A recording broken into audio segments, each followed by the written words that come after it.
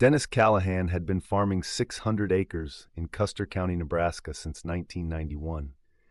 He was 60 years old, and he had built the operation over 33 years from a starting point of 200 rented acres and a used tractor he had bought with money borrowed from his father-in-law.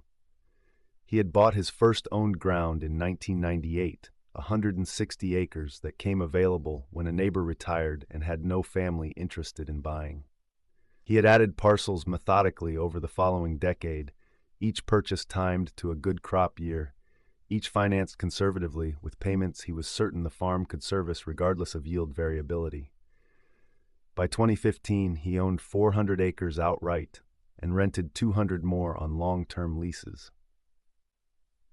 The operation ran corn and soybeans on the row crop ground and winter wheat on the hillier sections. It was not a large operation by Nebraska standards, but it was efficient and it was clean.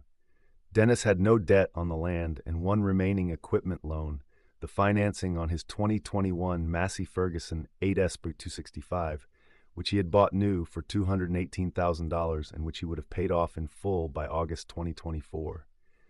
He had run the farm this way on purpose. Lean, controlled, no exposure he could not manage from within the operation's own cash flow. His wife Carol understood the farm's finances as well as he did, because Dennis had believed from the beginning of their marriage that financial decisions belonged to both of them equally, and he had organized the farm's accounting accordingly. They reviewed the numbers together every fall after harvest and every spring before planting. There were no surprises in the Callahan farm finances. Dennis had built that outcome deliberately over 33 years. Then in February 2023, his son Marcus had come to him with a business plan. Marcus was 32 years old. He had grown up on the farm but had made clear by the time he was 20 that farming was not the life he wanted. Dennis had accepted this without visible disappointment because he believed his children's lives were their own to build. Marcus had studied business at the University of Nebraska, had worked for 3 years at a farm supply distributor in Omaha, and had come back to Custer County in 2021 with his wife and a young daughter after deciding that he wanted to build something of his own closer to home. He had spent 18 months developing a business plan for an agricultural supply retail operation in Broken Bow, the county seat, 12 miles from Dennis's farm. The concept was a full-service agricultural supply store that would carry seed, fertilizer, chemicals, and precision agriculture technology, competing with the regional chains by offering local relationships and faster service for rural Custer County customers who currently drove 45 minutes to North Platte for certain products. Marcus had done real research. He had surveyed local farmers. He had identified the product categories where demand existed and supply was inadequate locally. He had put together financial projections that were detailed and internally consistent. He had found a retail space in Broken Bow at a lease rate that worked for his cost structure. He had identified 3 seed and chemical suppliers willing to establish wholesale accounts. The business plan was credible. Dennis had read it carefully and thought it was credible. Marcus needed $120,000 to fund initial inventory, leasehold improvements, and 6 months of operating capital. His credit history was adequate, but not sufficient to secure the loan alone. He needed a co-signer with substantial collateral. He was asking his father. Dennis had read the business plan twice before the meeting where Marcus presented it. He had made notes in the margins. He had questions about the inventory financing model and about the assumptions underlying the customer acquisition projections. He had asked those questions during the presentation, and Marcus had answered them thoughtfully. The answers were not complete, because some of what Marcus was projecting was inherently uncertain, and Marcus was honest about that, but they were informed and they were based on real data, where real data existed. Dennis had sat with it for a week after the presentation. He had thought about the risk carefully. The Massey Ferguson 8S 265 was the most valuable piece of equipment he owned. It was the machine he used for everything critical on the farm: primary tillage, planting, all the work that had to happen on time or the season was compromised. It was worth $210,000 on the current market. He had $84,000 remaining on the loan. His equity in the machine was $126,000. The bank wanted it as additional collateral because Marcus's personal balance sheet, while not problematic, did not by itself satisfy the loan-to-value requirements for an unsecured business loan of this size. If Marcus's business succeeded, the collateral clause would never be activated. If it failed and Marcus could not service the debt, the bank would have the right to seize the Massey Ferguson to recover the outstanding balance. Dennis had run this scenario in his head many times during that week. He had tried to assess honestly the probability that Marcus would fail. The business plan was good. Marcus was intelligent and hard-working. The market need was real. Dennis had put the probability of failure at somewhere between 20 and 30%, which was the honest range for any new small business in any market. He had then asked himself if a 20 to 30% chance of losing his primary tractor was a risk he was willing to take for his son. He had decided it was. He had not told Carol before he signed the documents. He had not told Carol before signing because he had known she would say no. This was not a reflection of Carol's judgment, which Dennis respected as much as his own. It was a reflection of the fact that Carol's analysis of the situation would have been correct, and Dennis had not wanted to hear the correct analysis because he had already decided what he was going to do. He had rationalized this as protecting Carol from worry she did not need to carry if the business succeeded, which was the more likely outcome. This rationalization was familiar to him from other decisions he had made over the years without full consultation, and it had not served him well in those cases either, a fact he had access to and chose not to weight appropriately. He had signed the cosigner documents on a Tuesday in March 2023. He had come home that evening and told Carol what he had done. Carol had looked at him for a long time without saying anything. Then she had asked how he could do this without telling her. Dennis said exactly what he had said to himself, that Marcus needed help and he was Marcus's father. Carol said the tractor was how they farmed. Dennis said Marcus was not going to fail. Carol said he did not know that. Dennis said he believed it. Carol said believing something and knowing it were different things, and he had just put their farming operation at risk based on belief rather than certainty, and he had done it without her. Dennis said he was sorry he had not told her first. Carol said sorry was not the same as asking. She did not say anything else that evening, and they did not discuss it again because there was nothing useful left to discuss. The documents were signed. The decision was made. They went forward. Marcus opened Callahan Agricultural Supply in Broken Bow on April 17, 2023.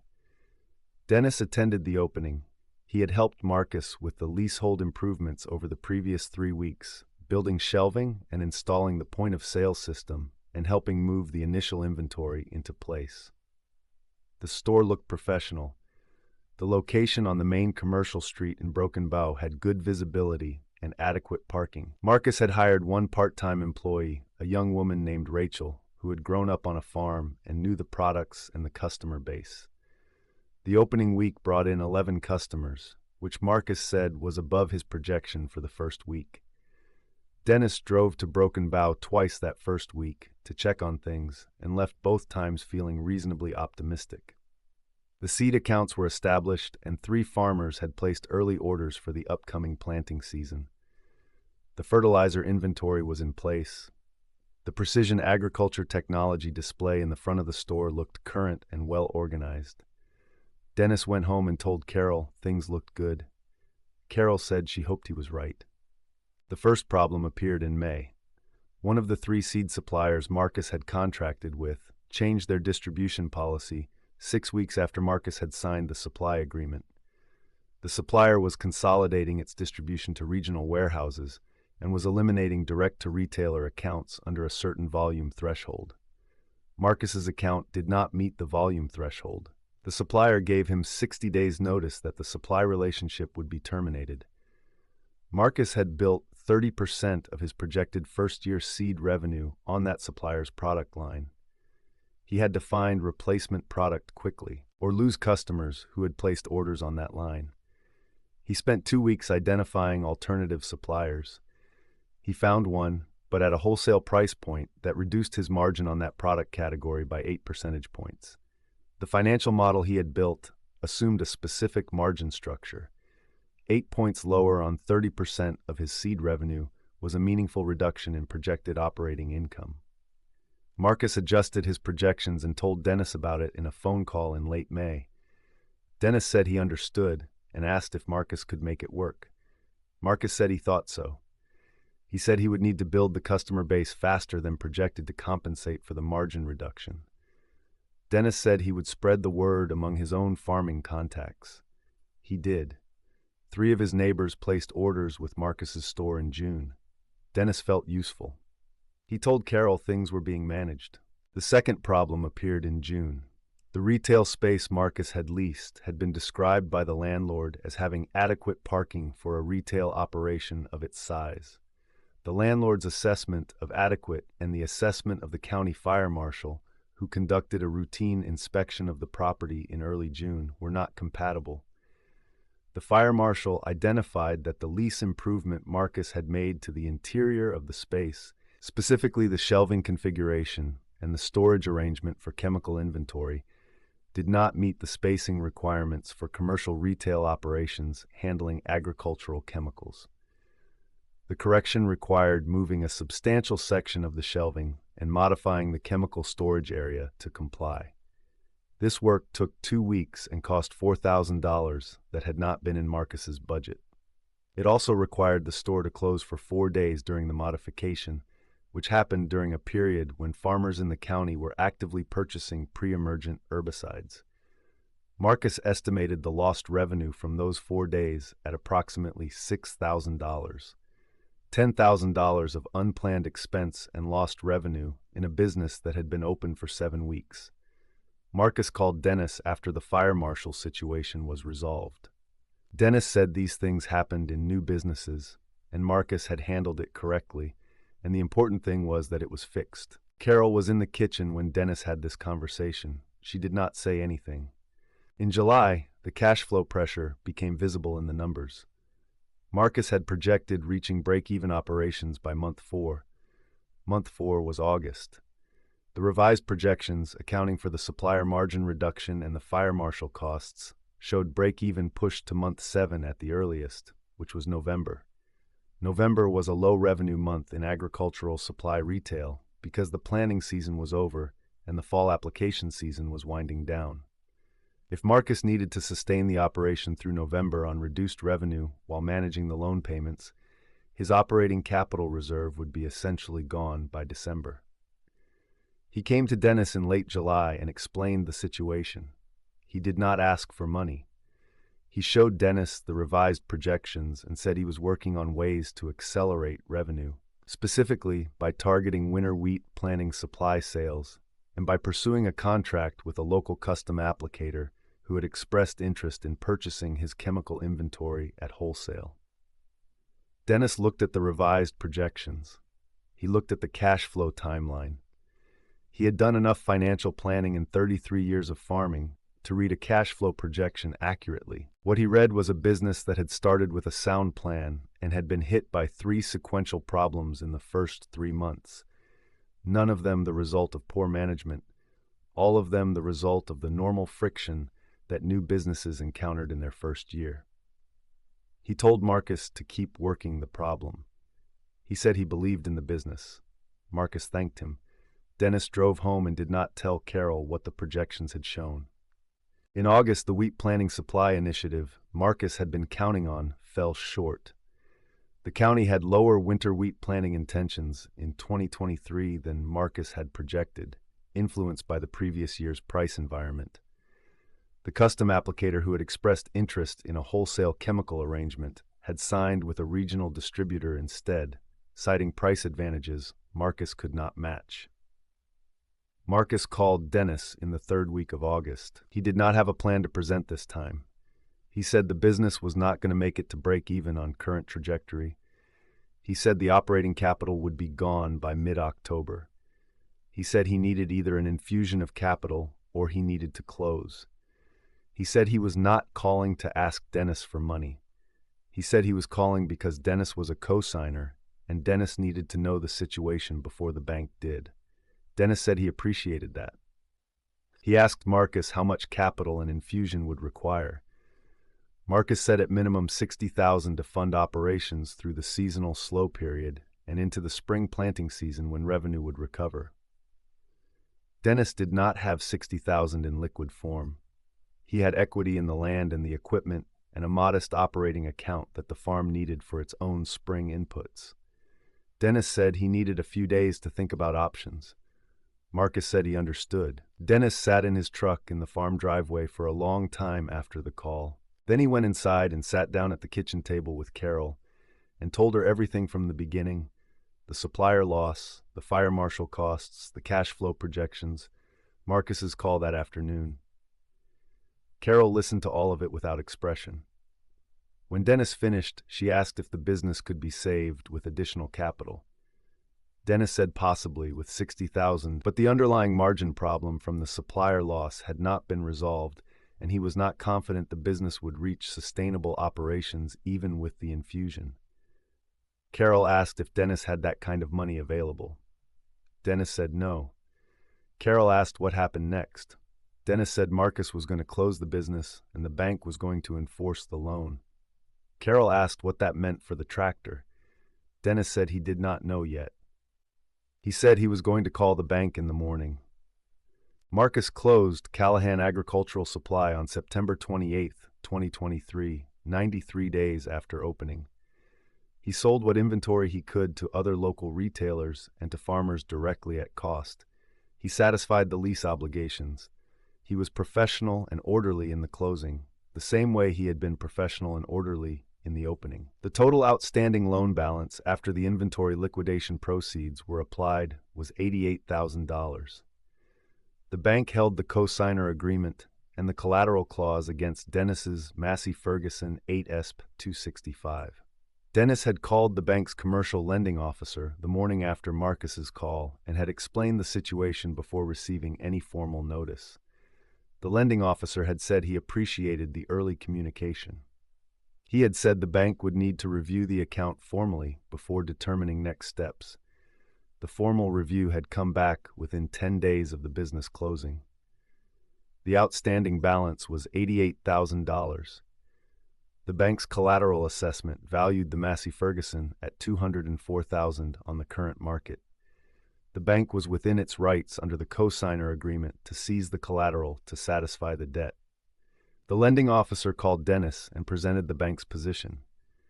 He said the bank was willing to discuss alternatives. Dennis asked what alternatives existed. The lending officer said Dennis could pay the $88,000 balance in full and retain the tractor. Dennis did not have $88,000 liquid. He asked if the bank would take a payment arrangement. The lending officer said the bank would consider a structured arrangement if Dennis could demonstrate ability to service the payments.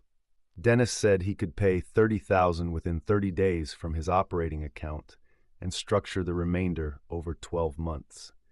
The lending officer said he would present that to the credit committee. The credit committee declined.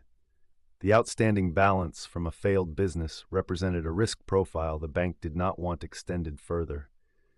The collateral clause was the bank's protection against exactly this scenario. The lending officer said he was sorry, but the bank needed to enforce the collateral agreement.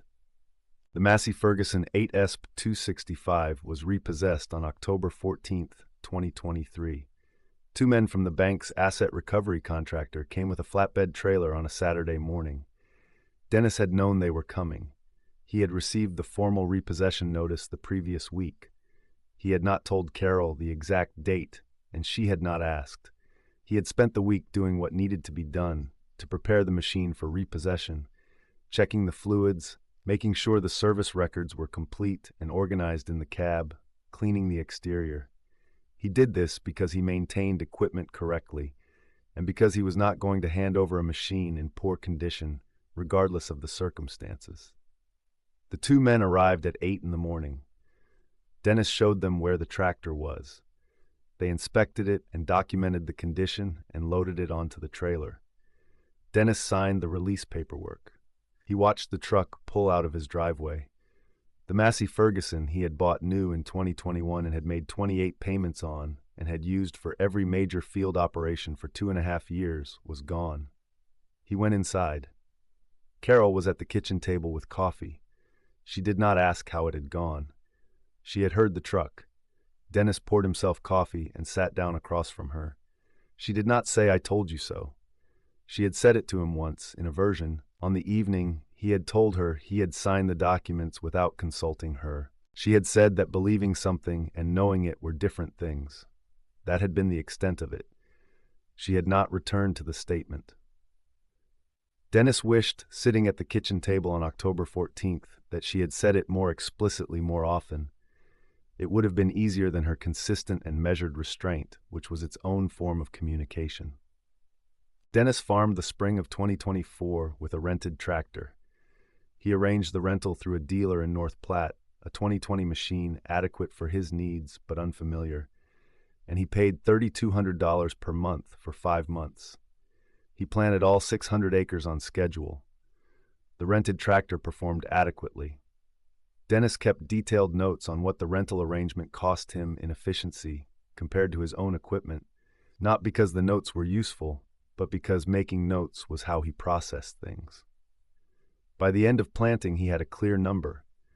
The rental and its associated inefficiencies had cost him approximately $8,000 more than owning and operating his own machine would have. He would carry this cost until he could replace the Massey Ferguson, which he was projecting for the spring of 2026 at the earliest, when his equipment savings account would have accumulated enough for a substantial down payment on a good used machine. Marcus came to the farm in November 2023, a month after the repossession. He came on a Sunday afternoon when he knew Carol would be home. He sat at the kitchen table with both of them, and he said what he had come to say. He said he was sorry. He said he knew what the tractor had meant to the operation, and he knew what it had cost his parents, and he was sorry. He said he was working on a plan to repay the money over time, that he had taken a job with a farm management company in Broken Bow at a salary that would allow him to set aside money each month for repayment to his father. Dennis said that was not necessary. Marcus said it was necessary to him. Dennis looked at his son. He saw a 32-year-old man who had built a business plan with real care and real research and had been hit by problems he could not have fully anticipated and had managed the failure with honesty and professionalism. He saw a man who had come to his parents' kitchen table to take responsibility for a loss he had caused.